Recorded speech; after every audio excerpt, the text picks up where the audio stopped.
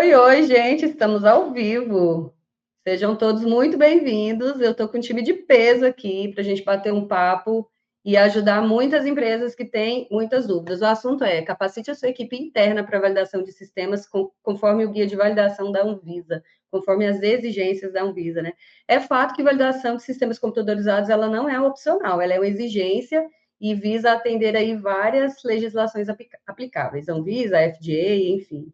E tem alguns segmentos que são obrigatórios. Inclusive, aqui no Kaizen, a gente bateu um papo com a Fabiana Cruzolini, que é da FCV Validation, que ela falou um pouquinho sobre essa obrigatoriedade, quais são os processos e como que empresas terceirizadas podem ajudar nessa, como que eu posso dizer, nessa exigência, né, que é feita. Então, ó, empresas como indústria farmacêutica, dispositivos médicos e cosméticos e saneantes, laboratórios clínicos, distribuição e armazenagem e alimentos de bebidas, todos esses segmentos, basicamente, precisam atender a essa exigência. E aí eu pergunto, será que a empresa ela precisa obrigatoriamente contratar uma terceirizada para fazer isso? Ou será que ela tem a oportunidade de capacitar o seu time para assumir essa responsabilidade? Sobre isso, eu convidei aí 3 profissionais especialistas que entendem desde a parte de documentação técnica, a parte do processo em si, desde a reestruturação. Então, ó, com vocês aqui, eu estou recebendo o Vitor Albuquerque. O Vitor, ele é super validação e qualificação na Equiplex. Vitor, seja super, hiper, mega bem-vindo, né? Já que daqui a pouco eu abro para vocês se apresentarem, falar um pouquinho sobre essa jornada. O Herbert Cascão, que é analista de validação também na Equiplex, né? Então, especialista aí na qualificação de equipamentos e outras inúmeras experiências. E o Gabriel, que é um farmacêutico, analista de documentação técnica também na Equiplex. Meninos, antes da gente começar o assunto sério de como que eu posso capacitar essa equipe, eu gostaria de conhecer um pouquinho melhor vocês. Então, fiquem super à vontade. Vamos começar aí as apresentações pelo Vitor, Herbert e Gabriel. Compartilhem um pouquinho da jornada de vocês aí com nossos ouvintes. Sejam super bem-vindos. Oi, pessoal. Boa tarde a todos.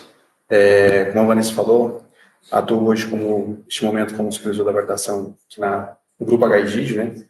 E aí trabalho mais ou menos há 6 anos na indústria farmacêutica e com validação de sistemas computadorizados. Não só validação, mas qualificação, entre outros. É um enorme prazer estar aqui com vocês, somar com vocês e divertir, né? Vamos falar assim, divertir no sentido de quando se trata de validação de sistema. E explicar para vocês que não é um bicho de 7 cabeças, e sim que a gente dá para fazer, dá para implementar, dá para dar informações, detalhes, para que tanto nós, Vaticar, como vocês aí que estão nos ouvindo, possam compreender mais esse mundo da validação de sistema em si. Show, seja muito bem-vindo, Vitor. Obrigada por ter topado esse bate-papo. Queremos conhecer um pouquinho você, Herbert. Eu já ia fazer uma brincadeira com esse sobrenome seu, mas eu acho que você deve estar cansado de ouvir, né? Tanto com o nome quanto o sobrenome também, né? Porque o nome Herbert é um pouco incomum. Mas prazer estar aqui com vocês. Vamos conversar um pouco mais sobre validação de sistemas, tirar essas dúvidas que possam ter quanto a desenvolver um time interno, ser possível, não ser possível, se precisa de uma terceira ou não. Me chamo Herbert Cascão, trabalho com validação há mais de 4 anos, e esses 4 anos é muito dedicado à validação de sistemas em si, e vamos tirar todas as dúvidas que vocês tiverem aí. Show, Herbert. Vamos lá, Gabriel. Queremos te conhecer. Boa tarde, pessoal. Eu me chamo Gabriel, sou farmacêutico, sou especialista em gestão da qualidade também, auditoria interna. Atualmente, eu trabalho aqui na Equiplex há quase 3 anos, né? Fico envolvido na parte documental das validações, também nas requisições, nos processos internos. Tenho quase 9 anos de indústria e sempre envolvido nessa área. Espero contribuir aqui com vocês. Com certeza irá, Gabriel. Pessoal, então vamos lá, né? Vamos para a prática de saber como que a coisa funciona. Eu citei aqui alguns segmentos que não tem para onde correr, então, se tem um sistema computadorizado, precisa ser validado, tem órgãos que fiscalizam isso, mas eu queria que a gente começasse falando sobre a dúvida que é muito comum dos usuários. Eu preciso contratar uma empresa terceira? Não contratar é um risco? Quais são os benefícios de contratar? Queria abrir aí para o Vitor começar abordando esse assunto com a gente. É necessário? Tem alguma exigência de que eu preciso contratar uma terceira? Vanessa, contratar-se uma terceira, não. Dá para ser executado muito bem com um time interno, claro, um time capacitado, um time treinado, é algo que eu e nossos colegas vão falar aí de capacitação e treinamento, mas não, se tratando de empresa terceirizada, não tem a necessidade. Uma equipe interna dá para se implementar, dá para construir toda uma robustez, toda uma organização de sistemas de validação de sistema computadorizado, com todas as diretivas necessárias para poder trabalhar isso internamente. Daí eu queria te ouvir, Herbert, por onde que começa estruturando isso? A empresa tem o sistema computadorizado e aí ela deseja que o time interno seja capacitado. Para onde que é o meu pontapé inicial? Eu vejo que o pontapé inicial para se estruturar um time interno é na gestão da qualidade. Então, primeiro tem que ter uma gestão da qualidade muito bem feita, né? Porque esse é um dos pilares nossos. A gente precisa lida muito diretamente com esse time. E segundo, com profissionais capacitados para fazer a própria validação de sistemas, né? Que seriam os analistas e até mesmo os supervisores, no caso, e etc. Porque é a equipe que de fato vai estar à frente e determinar se aquele determinado sistema, ou seja ele embarcado, ou seja ele um sistema corporativo, vai necessitar de realmente ter uma validação ou não. E isso é determinado pela equipe, pelo time interno, se não for contratado uma terceira, né? Perfeito. Então, se eu sou de um desses segmentos, eu preciso validar. Mas se eu quero estruturar um time, Herbert, eu vou começar perguntando em que momento que a empresa identifica a necessidade de implementar a validação interna de sistema. Em que momento que starta-se isso? Acho que o Gabriel deve ser solicitante, ele pode contar para a gente um pouquinho de onde que surge a solicitação de, olha, o sistema X, ele precisa ser validado. Como funciona isso na prática? Então, normalmente, essa necessidade ela surge quando a empresa começa a perceber que os sistemas eletrônicos estão diretamente ligados à qualidade, né, e à rastreabilidade do produto. No nosso caso, aqui na Equiplex, isso ficou muito claro à medida que a gente foi amadurecendo com o sistema de gestão da qualidade.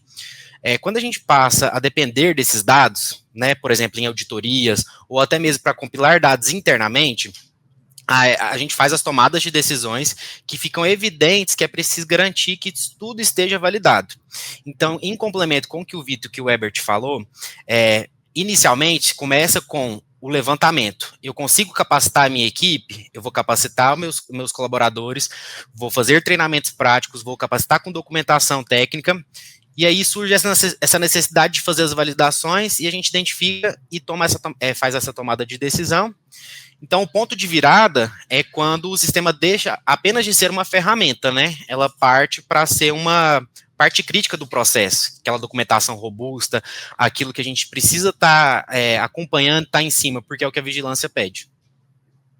Perfeito. E, geralmente, quais que são os principais motivos ou drivers para a tomada dessa decisão? Eu sei que é um requisito legal, basicamente, né? A gente pode falar que é uma obrigatoriedade, mas tem algumas outras questões que são consideradas quando surge essa decisão da empresa, olha, eu tenho que validar os meus sistemas. Então, complementando aqui, como eu sou o solicitante, né, aqui do setor de controle de qualidade, essa necessidade, geralmente, ela surge quando a gente faz uma compra de um equipamento, quando a gente faz um novo produto, quando a gente tem uma nova miligrama para o mercado. Quando tem a atualização do sistema, ela realmente impacta no nosso fluxo. Então, toda vez a gente vai solicitar. Aqui internamente, a gente tem alguns sistemas que a gente utiliza.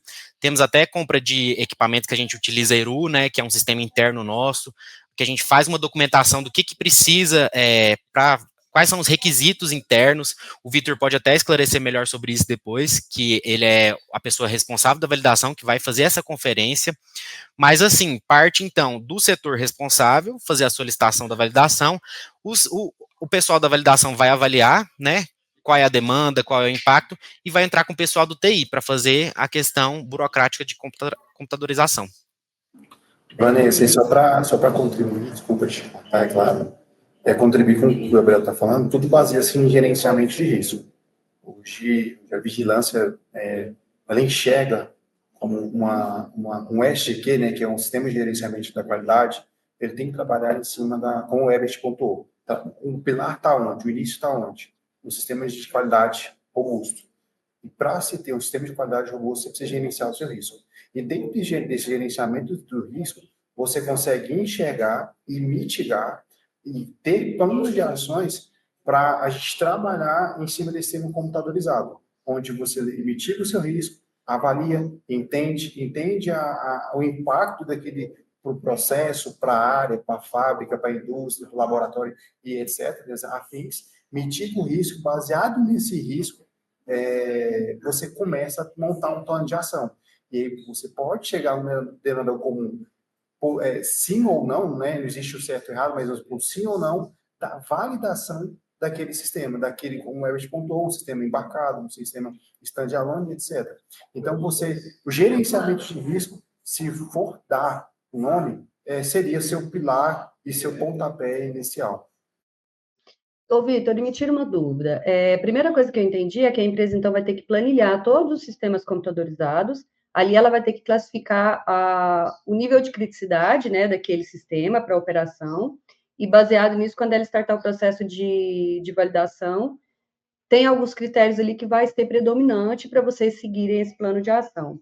Mas como que você estrutura esse processo de riscos? O guia de validação da Anvisa, ele traz um roteiro de passo a passo, ele traz exemplos de documentos que são obrigatórios, ou cita a obrigatoriedade de documentos?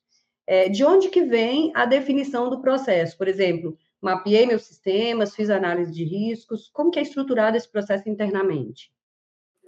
Entendi. Vanessa, sim, antes de falar do guia, é fundamental a gente lembrar do documento chamado Plano de Validação, ou que ele que vai te dar essa diretiva e essa noção de como executar e de como abordar. É claro, o gerenciamento de risco é importante, mas o plano também é importante. O guia hoje da Anvisa, que é o Guia 33, ele dá, assim, alguns tópicos, algumas diretivas, algumas tratativas, não só o Guia 33, algumas normas americanas como o FDA também citam, também dão alguns direcionamentos, até mesmo INs também falam desse categorização em si, mas é importante, como a gente comentou no início, o sistema da qualidade, entender como funciona a indústria, como funciona o processo, enxergar isso, enxergou, até mesmo antes de planilhar, ter um plano, ter uma diretiva onde ele vai falar ali toda a estratégia, todo o racional,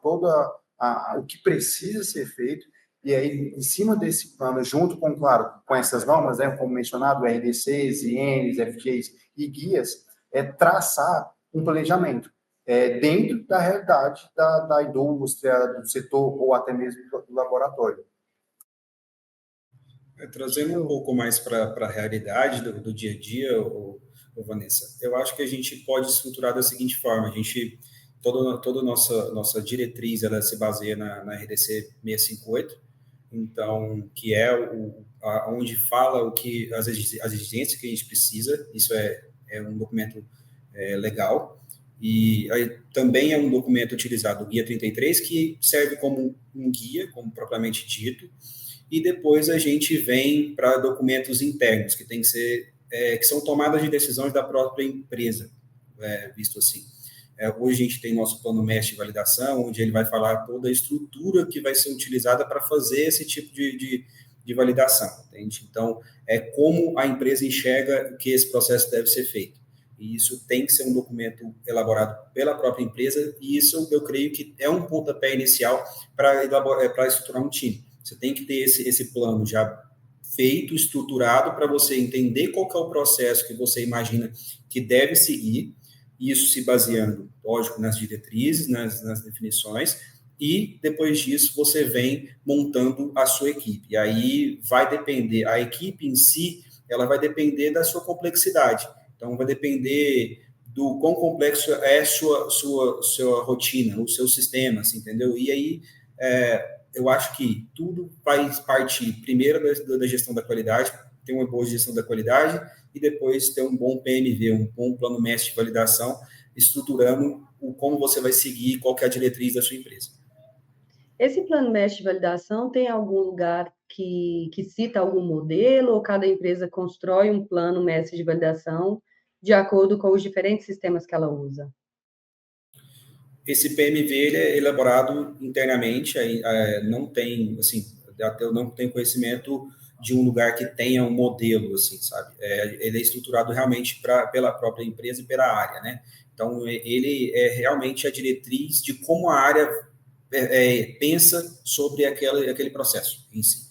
Então, tem que ser um documento interno, tem que ser um documento às vezes, de multi-áreas, né, para ser elaborado, porque você tem que ver os impactos que isso causa na garantia da qualidade, realmente é um documento estruturado multi-áreas para que seja atendido a indústria como um todo. Perfeito. Na fala de vocês falam muito da importância da qualidade, né? A qualidade trabalha muito junto com a área, né? Ou com a equipe que vai validar esses sistemas. Qual que é essa relação, pessoal? Qual que é esse nível de apoio que vocês observam aí que faz diferença no processo?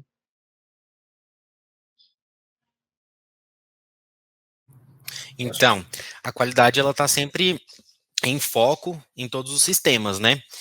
Então, geralmente, por partir da área da qualidade, essa validação, porque a gente tem o conhecimento de que a gente tem as normas que a gente tem que seguir, a gente tem os equipamentos que a gente precisa validar. Então, por surgir da qualidade essa requisição, a gente anda fortemente com o TI, com a validação, para poder criar esse processo, esse procedimento, esse plano mestre, e tudo isso que a gente utiliza internamente. Toda essa documentação técnica, no caso da Equiplex, ela acaba sendo uma responsabilidade da qualidade, Gabriel? Ou não necessariamente? Sim, por quê? Como surge uma demanda da qualidade, então ela vai passar por diferentes áreas, mas no final, por exemplo, eu sou do controle de qualidade e fiz uma solicitação de validação, fiz um plano aqui com o Vitor. E aí a gente vai elaborar essa documentação, a validação que é da qualidade vai elaborar essa documentação, a gente vai preencher, a gente vai fazer esse acompanhamento. Mas ela tem que passar pelo regulatório, ela tem que passar pelo TI, e no final ela sempre vai parar na garantia da qualidade, que é o setor da qualidade responsável por fazer o arquivamento dessa documentação após a finalização de todo esse procedimento, de todo esse processo que ocorreu internamente. Show. Então, vocês estruturaram que a área da qualidade é a que demanda o time de validação quando precisa fazer a validação de algum sistema, pelo que eu entendi, né? O time de validação, ele é da qualidade. E aí, pelo meu caso, ser uma outra área da qualidade, e a gente está fazendo essa solicitação, então a gente tem o acompanhamento. Mas a validação em si, ela já tem o plano, ela já acompanha. Às vezes, quando não é um equipamento novo, que a gente já é um equipamento de uso, a validação que fala, olha, tá chegando a data que vocês têm que fazer ali a calibração, a validação, depende do caso, do tipo de validação interna. Show, pessoal. E deixa eu perguntar um pouquinho sobre capacitação da equipe. Existe alguma formação específica para compor essa equipe que faz parte da validação? Ou vocês entendem que, independente da formação, é possível capacitar essas pessoas que estão envolvidas no processo? Como que vocês avaliam isso? Hoje a gente não tem uma formação específica, né, para validação desses sistemas. O que a gente tem é capacitação, a gente tem muito curso que é ofertado no mercado, mas, por exemplo, a gente tem multiformações dentro da nossa equipe de validação de sistemas, desde engenheiros, pessoal envolvido com TI, farmacêuticos também pode envolver, se serem envolvidos nessa área, desde que tem aptidão para fazer, né? E, assim, a forma de se aprender é prática e também muito curso, né? Curso extra, que tem algumas plataformas que ofertam. Vanessa, eu costumo brincar que nada que a junção da boa vontade de aprender com querer aplicar, né, aquilo. É igual o Herbert falou, não tem informação específica, não tem curso específico, não tem curso técnico, por exemplo, específico, tem cursos especiais para tratar da validação em si. A pessoa que ela fizer o curso, aprender como o Web contou, colocar na prática e com a experiência, ela se torna especialista na validação em sistema computadorizado. Show, Vitor. Eu aproveito para te fazer uma pergunta. Vocês usam o DocNix na Equiplex e vamos supor que surgiu aí a necessidade de atualizar a versão do sistema. tem como traçar, assim, as principais etapas que acontecem? Então, por exemplo, a área demanda faz a solicitação, e aí, quem que recebe essa solicitação? O que que é o primeiro passo? Você conseguiria enumerar para a gente, assim, essa sequência de atividades que ocorre nesse processo? Sim. Primeiro, o principal ponto, logo nesse ponto, é entender de onde surgiu a necessidade.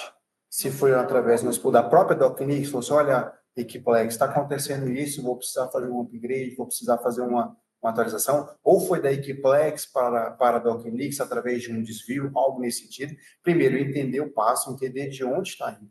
Através disso, gerar-se um documento chamado controle de mudança, para dentro desse documento, entender entre a equipe multidisciplinar, né, multissetorial, vamos falar assim, entender os impactos, entender a realidade, entender junto com a própria DocNix, uma das etapas aí, pegando o controle de mudança, uma das etapas dentro do controle de mudança é entender qual é a DocNix, essa mudança, o que está mudando, a gente costuma pedir um documento chamado Depara, eu estou saindo de quê, mudando para quê, eu estou mudando de versão, para qual versão, o que essas mudanças de versões trazem.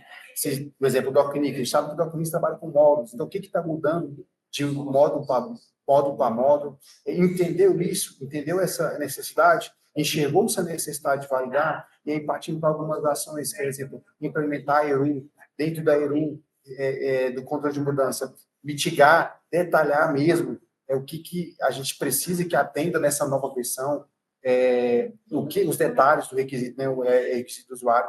Partindo da ERU, deixa eu arrumar dizendo aqui, a gente começa com os escopos da avaliação documental interna, exemplo, procedimentos, a mudança de versão de procedimento, lá o exemplo do Gabriel, lá no controle de qualidade, qual é o impacto para ele? Qual é o impacto para a garantia da qualidade? Qual é o impacto para a produção? Entender, meio que mapear, antes de implementar, mapear essa mudança e enxergar como um todo os impactos, área por área, entender, conversar, alinhar, setor por setor, entendeu, mapeou, conseguimos entrar num consenso, fazer essas mudanças de procedimentos, novamente, baseado lá no Depara que foi pedido para a DocNix lá atrás, lá nos manuais, lá nos boletins, teve essa mudança, mudou o procedimento, DocNix, eu preciso agora do seu ambiente de teste, para eu primeiro testar, ver se faz sentido para a Equiplex, ver se está ok, ver se está condizente. Aí a equipe, por exemplo, o Gabriel, como controle de qualidade, vai lá e testa a função nova que mudou.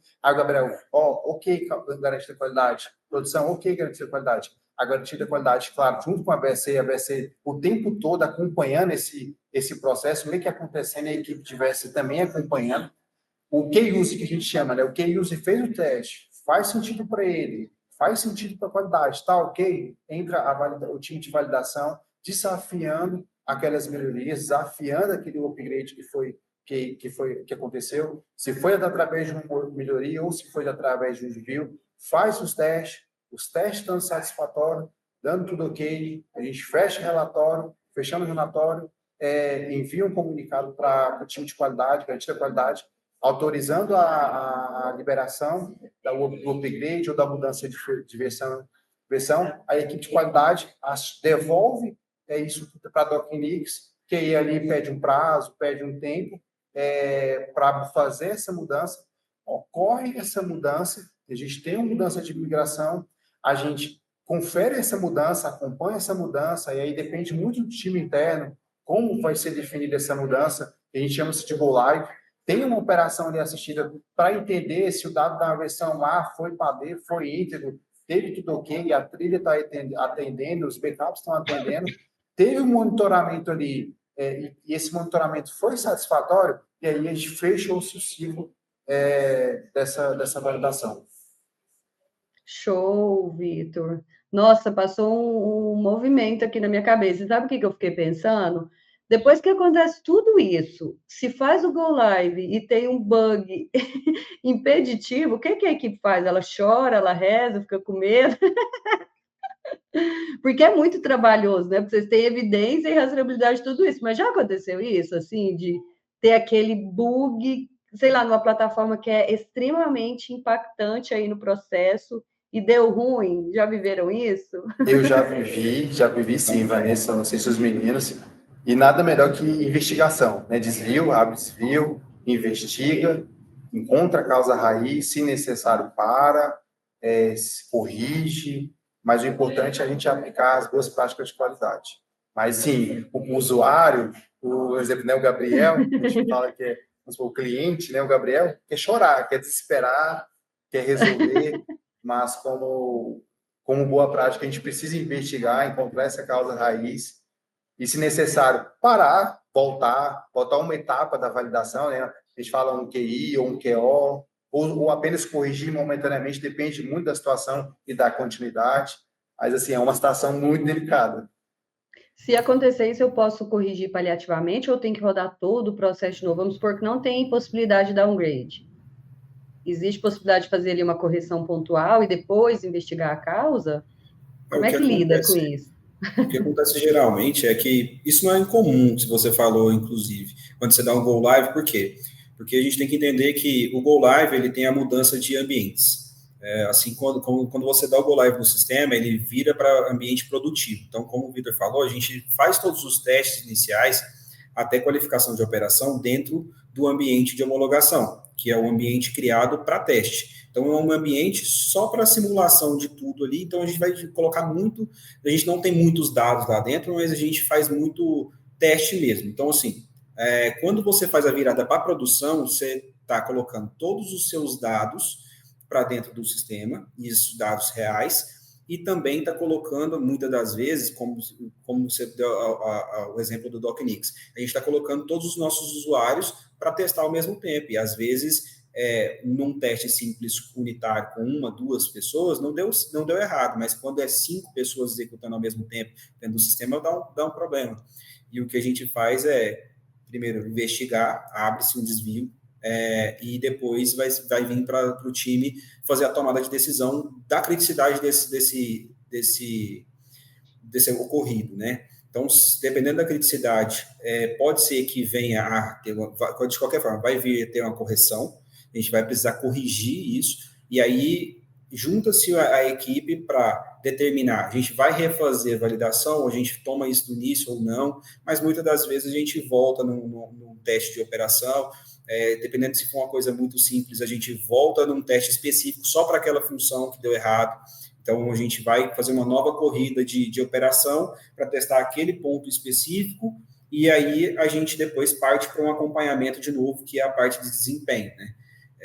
Então, assim, não é uma coisa incomum, mas esse é o processo. Pode ser que o erro seja muito grande, que afete, por exemplo, a instalação do sistema. E se precisar realmente reinstalar, muitas das vezes é feito uma nova validação, porque você comprometeu o seu documento lá na estrutura inicial dele já. Show, Herbert, valeu. Gabriel, já pegou uma situação assim, que o software foi validado e passou, às vezes, uma função despercebida que impactou ali de imediato? Já sim, inclusive recentemente. Tem essas duas vertentes que o Herbert falou, né? Tanto ter que fazer tudo do início e às vezes, só que varia muito de acordo com o equipamento. Especificamente, nós temos um equipamento aqui dentro do laboratório hoje, que ele é o único equipamento que está rodando, porque a gente não tem um backup ainda, mas ele é um equipamento mais antigo e recentemente ele perdeu, né, essa questão da validação do sistema computadorizado dele, e aí é uma empresa terceira, em parceria com o TI aqui da Equiplex, mas essa empresa terceira é mantenedora, né? Dependendo da empresa que você contrata ou compra algum equipamento, para ela te dar uma manutenção, para ela estar vindo na empresa, acompanhando, resolvendo o problema de fora, ela fica mantendo aquele produto sob responsabilidade dela, que é o caso desse equipamento em específico. E a gente teve uma queda de energia, a gente teve uma falha no sistema e acabou que foi reiniciado o sistema, e na reiniciação desse sistema, quem reiniciou não estava alinhado nessa questão de que precisaria revalidar. E aí a gente ficou sem o equipamento mais ou menos uns 15 dias, a gente quase precisou mandar os produtos para fora, para terceirização, para poder fazer essa análise específica, mas com 15 dias a equipe mantenedora veio, conseguiu fazer o processo de validação em conjunto com o TI da Equiplex. Foi um sufoco e a gente só identifica através dos erros, né? Através dos erros a gente identifica de que, poxa, a gente precisa ter um backup, a gente precisa que a empresa saiba, tenha conhecimento de como fazer aquele procedimento, aquele processo. Então, ou a gente troca de empresa e compra um equipamento novo, ou tenha um equipamento de backup, porque é muito complicado a gente depender de um equipamento e ficar sem ele por causa de uma validação de sistema que estava feita, mas que por um erro interno foi desfeito. Show, pessoal. É muito importante seguir os processos, né? Quando você me fala aí de backup, me lembrou muito a backup de sistemas. E o Herbert comentou uma coisa que eu acho bastante curiosa, tanto o Herbert quanto o Vitor, que a validação ela é feita numa base de teste. E eu sei que uma base de teste, ela nunca é a cópia do ambiente de produção. Quando esses ambientes estão mais parecidos possível, essa amostragem, ela é muito mais, como que eu posso dizer? Os testes são mais precisos, né, Herbert? Eficazes, né? Isso, por aí vocês têm essa boa prática, assim, o ambiente de teste, ele é populado, já é configurado igual de produção, ou vocês têm que configurar a cada atualização? Como funciona isso, Vitor? Aqui a gente utiliza muito, é idêntico, as bases são idênticas, o que pode ter de diferente é apenas performance, não é mesmo, Vitor? Exatamente. A gente, na verdade, na Eru, a gente tem no máximo explicar já na Eru, Vanessa, claro, dependendo da situação, mas ou Eru, ou um acordo, algo nesse sentido, formal, para que a base de teste seja idêntica à produção. O que é aero, Vitor? Me desculpe a dúvida. Dúvida de leigo, mas acho que alguém deve estar perguntando por aí. Não, com certeza. A ERU não é nada mais que a famosa URS, né, que é a especificação de requisito do usuário, onde quem vai estar, né, dando mais spoilers aqui, informações, é quem está contratando, ou adquirindo, ou mudando, vai detalhar junto, não só o setor, mas junto com uma equipe multidisciplinar, o que ela quer que tenha naquele sistema.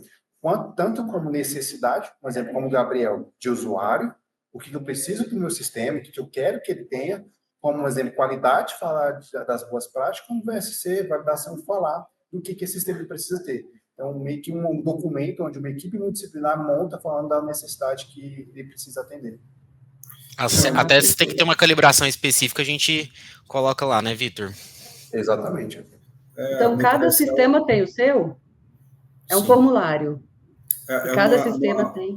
É um documento com requisitos mesmo. Então, assim, ele é multissetorial, ele é formado um comitê com os líderes das áreas para falar qual que é o seu requisito. Por exemplo, vamos colocar isso na prática. Vamos lá que o controle de qualidade vai comprar um novo equipamento, então, para isso, eles precisam fazer uma ERU. Dentro dessa ERU, eles vão colocar todos os requisitos que ele precisa que esse equipamento tenha. Então, vamos colocar, ele precisa fazer, sei lá, um espectro de tal maneira, ele precisa fazer uma análise de tal maneira.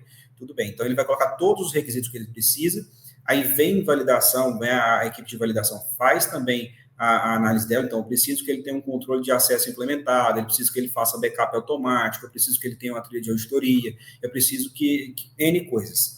Então, eu vou colocar todas as minhas pontuações. Depois também passa para um setor de TI, por exemplo. Vamos colocar que esse equipamento é conectado a um computador.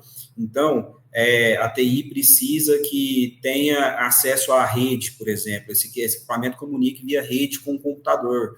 A TI precisa dos requisitos mínimos que esse equipamento exige de uma máquina para operar aquele equipamento em si. Então, assim, são multissetoriais mesmo. Então, realmente várias áreas falando dos seus requisitos mínimos para a aquisição daquele equipamento. E aí, depois disso, o suprimentos vai atrás da compra da aquisição desse equipamento, e eles vão ter que, o fornecedor desse equipamento vai ter que cumprir todos esses requisitos para poder ser selecionado para compra. Então, o equipamento dele vai ter que ter todos os requisitos, e dentro da validação, um dos requisitos que a gente coloca é essa questão do ambiente. A gente, quando é um sistema corporativo, a gente precisa de um ambiente de homologação, que é o ambiente que a gente vai fazer todos os testes, para não ter, a gente não teste dentro do ambiente de produção e gere dados que não são verídicos dentro desse ambiente, entendeu? E me tira uma dúvida, pessoal.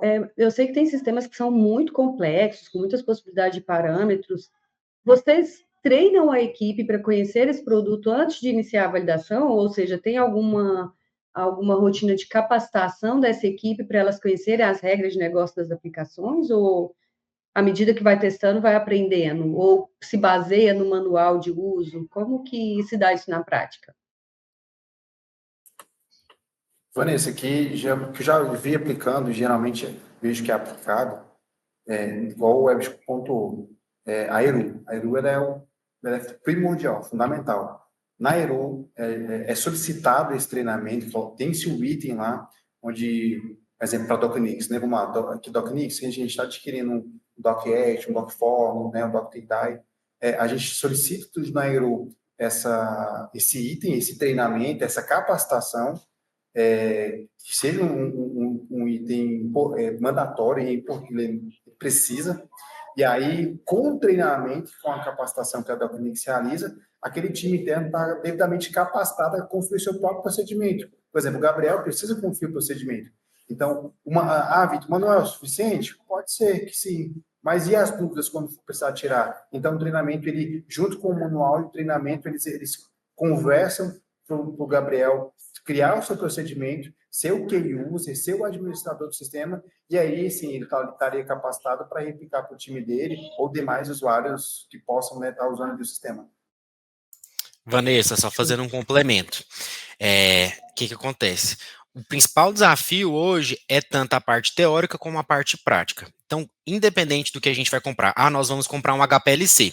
Então, a gente faz esse registro da Eru, mas a gente já entra em contato lá depois da finalização com o pessoal de suprimentos, que esse processo, inclusive, é feito dentro do DocNix. Então, lá dentro do DocNix, eu vou designando.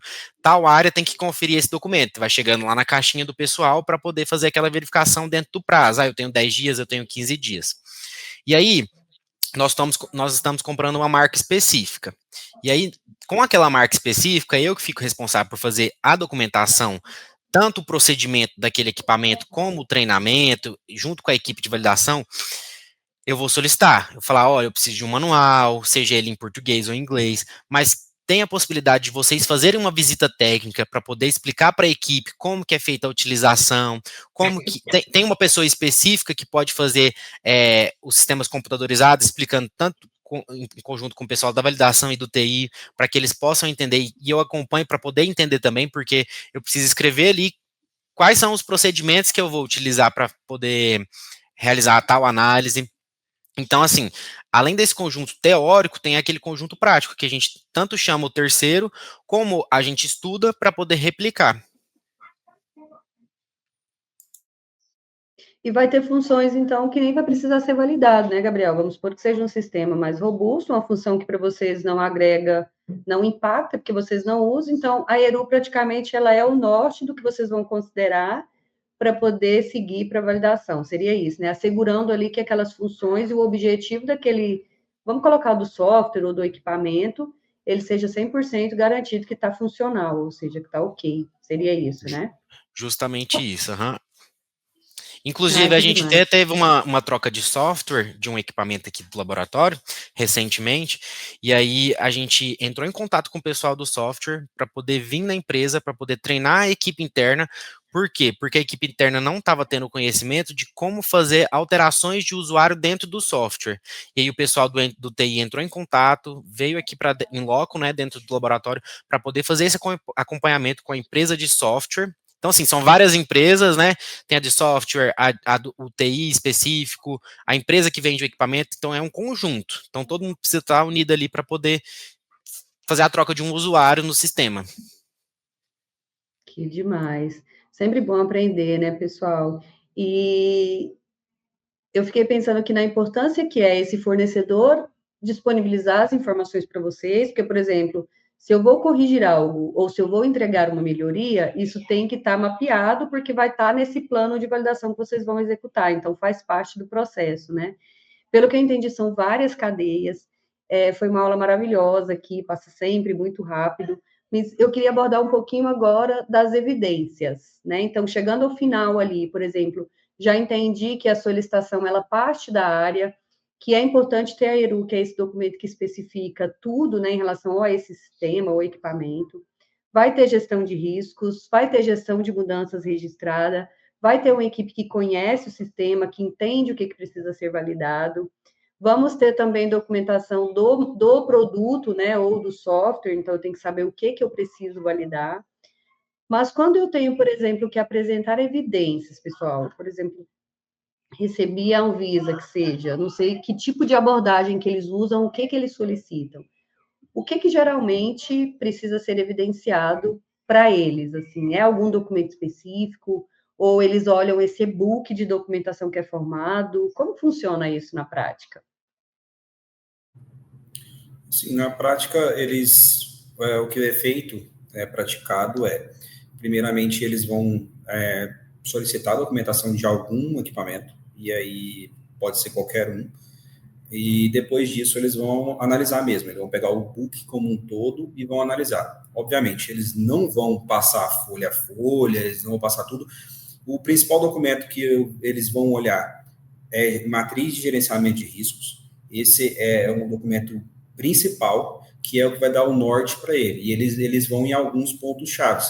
Tem muito equipamento, muito sistema, equipamento que seja, que eles já sabem alguns pontos fracos deles, e eles vão bater em cima deles, mas assim, principalmente, vão olhar controle de acesso desse sistema, está condizente, foi tudo testado, foi tudo evidenciado que ele cumpre todas as exigências para ter um controle de acesso robusto. Por exemplo, ele tem um usuário nominal, a senha dele não aparece legível quando você acessa, você só consegue acessar se for com um usuário seu mesmo.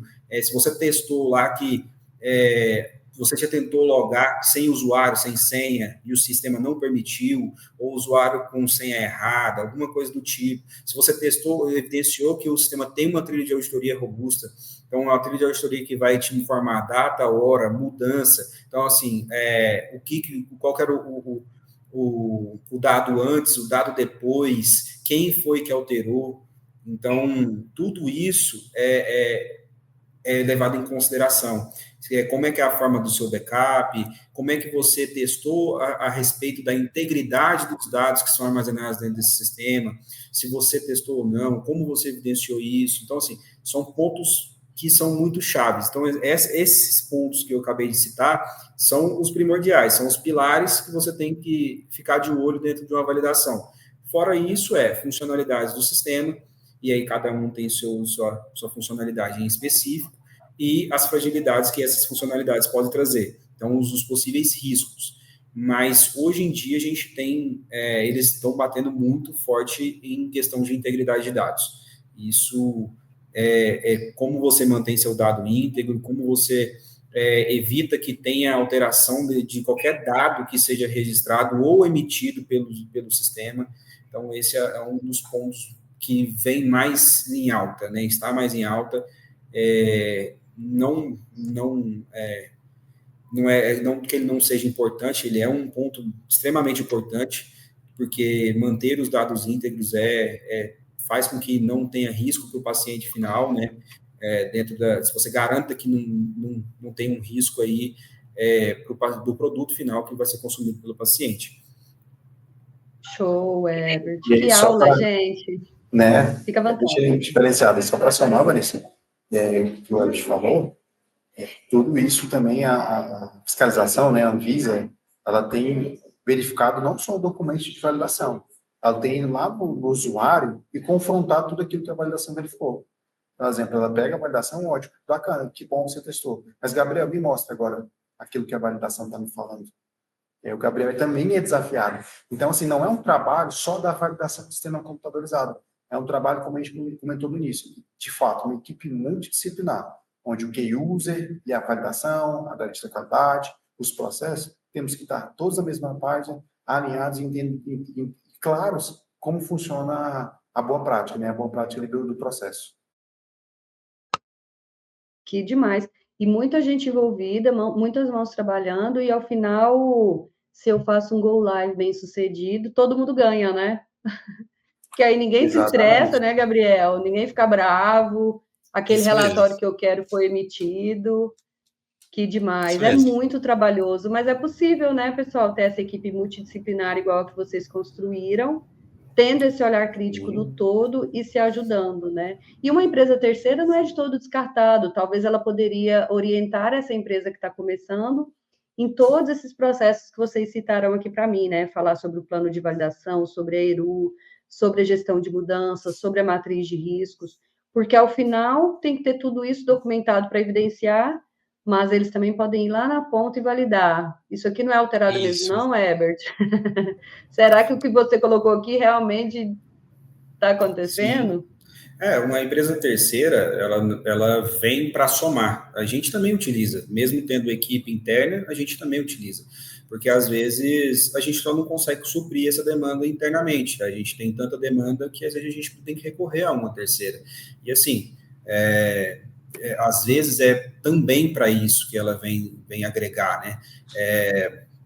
Justamente para te tirar uma mão de obra que você não tem. Então, você coloca uma empresa terceira para não precisar contratar mais pessoas, ou você vem com a empresa terceira, como você falou, para te ensinar, para te ajudar a implementar o processo dentro da sua empresa.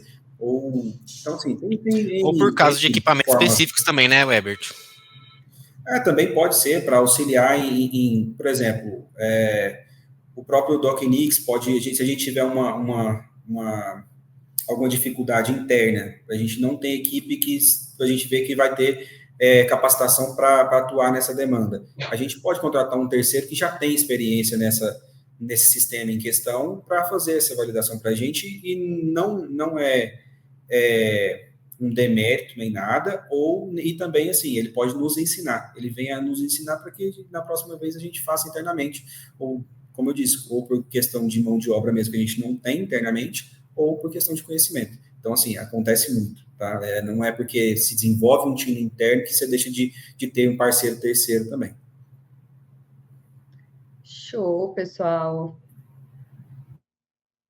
Você ia colocar alguma coisa, Vitor? Não? Pessoal, eu amei essa aula com vocês. Eu gostaria Nossa, eu teria outras inúmeras perguntas aqui, porque a gente vai conversando e a gente quer entender mais, né? Então, quer destrinchar mais, mas eu amei, porque eu aprendi muito. Tenho certeza que esse bate-papo vai ajudar muitas empresas, né? Que às vezes ou tem essa necessidade de entender como que a coisa acontece, e achei que foi uma aula incrível. E muitíssimo obrigada por esse tempo de vocês, né? Eu acho que é sempre bom a gente poder ter essa troca e entender como que a coisa acontece na realidade. E abro agora, se vocês quiserem deixar o recadinho final, né? Deixar a mensagem aí final para os nossos ouvintes, para os nossos membros da comunidade. E muito obrigada pela confiança de terem topado esse bate-papo aqui. Obrigado você, Vanessa. Eu quero agradecer pela participação e eu quero deixar também um pensamento final aqui, que a validação, ela não é um obstáculo, ela é uma ferramenta de confiança. E quando o time ele se capacita para poder fazer essa execução, a validação deixa de ser uma obrigação e passa a ser um diferencial competitivo dentro da indústria. Show, Gabriel. Muito obrigada. Vitor, quer colocar? Agradecer também, Vanessa, pela oportunidade, agradecer a DocNix a oportunidade e dizer para o pessoal, não é um bicho de sete cabeças. É possível, é factível, tudo gerenciar o risco, fazer o passo a passo. A própria EDC, ela dá ali um passo a passo de como pode ser feito e aos poucos vai melhorando. Nada é tão bom que não possa ser melhorado. Então, dia após dia, como executando a melhoria contínua. Show, Vitor, muito obrigada. Eu gostaria de agradecer também a oportunidade de estar aqui falando com vocês.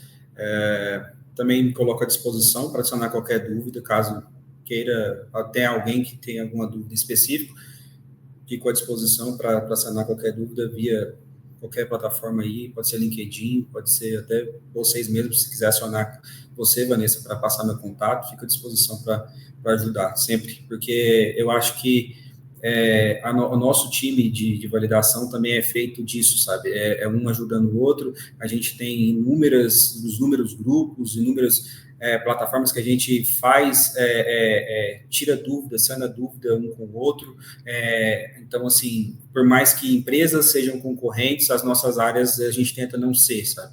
A gente tenta somar um com o outro e sempre está tirando dúvida, até com outra empresa, com outra pessoa de outra empresa concorrente, que às vezes a gente precisa. É um compartilhando com o outro, um somando com o outro, porque no fim todo mundo tem o mesmo objetivo, manter o equipamento, o sistema com status de validado e passar pela inspeção que a gente tem que passar, que é da Suvisa, que no caso, nos estados do Goiás. Então, que todos nós compartilhemos esses conhecimentos. Show, meninos. Ó, o contato dos meninos vai estar aqui, ó, embaixo. Esse vídeo vai ser publicado na comunidade em breve, então vou colocar o LinkedIn de vocês. E muitíssimo obrigada pela aula. Espero que vocês continuem fazendo um excelente trabalho aí, que a Equiplex cresça cada vez mais. Então, muito obrigada, pessoal. Obrigado, tchau, tchau. Obrigado, tchau, tchau. Obrigado, tchau, tchau. Tchau, tchau.